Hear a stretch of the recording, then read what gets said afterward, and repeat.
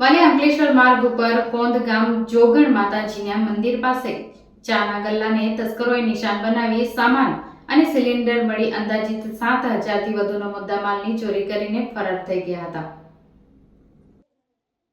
વાલિયા તાલુકાના કોંદ ગામમાં રહેતા મનીષાબેન વસાવા વાલિયા અંકલેશ્વર માર્ગ ઉપર કોંદ ગામના જોગણ માતાજીના મંદિર પાસે ચાનો ગલ્લો ચલાવી પોતાના પરિવારનું ગુજરાન ચલાવે છે। તેઓના ગલ્લાને ગત તારીખ 22મી જુલાઈના રોજ તસ્કરોએ નિશાન બનાવ્યો હતો। તસ્કરોએ દુકાનના નકચો તોડી અંદર મૂકેલા સામાન અને ગેસના સિલિન્ડર મળી અંદાજિત 7,000 થી વધુ મુદ્દામાલ ચોરી કરી ફરાર થઈ ગયા હતા। ચોરી અંગે દુકાનદાર મહિલાઓએ વાલિયા પોલીસ મથકે ફરિયાદ નોંધાવી છે અને પોલીસ પેટ્રોલિંગ વધુ સઘન બનાવવા તેવી માંગ કરી છે। બોલો। મારું નામ છે મનીષાબેન પૂંજાભાઈ વસાવા। જોગણમાના મંદિરે મારો ગલ્લો ચાલે છે અને ત્યાં ગાડી ચોરી થયેલી છે। આખો ગેસનો સિલિન્ડર જતો રહ્યો અને સામાન બી બધું નીકળી ગયેલું છે અંદર। 6-7 હજાર રૂપિયાનો સામાન છે અંદર।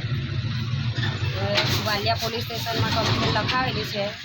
એ લોકોને જાણ કરવાનું છે કે રાતે અહીંયા બી પેટ્રોલિંગ કરે। અમે ગરીબ લોકો જેમ તેમ જીવીએ છીએ, અમને જીવા નથી દેતા।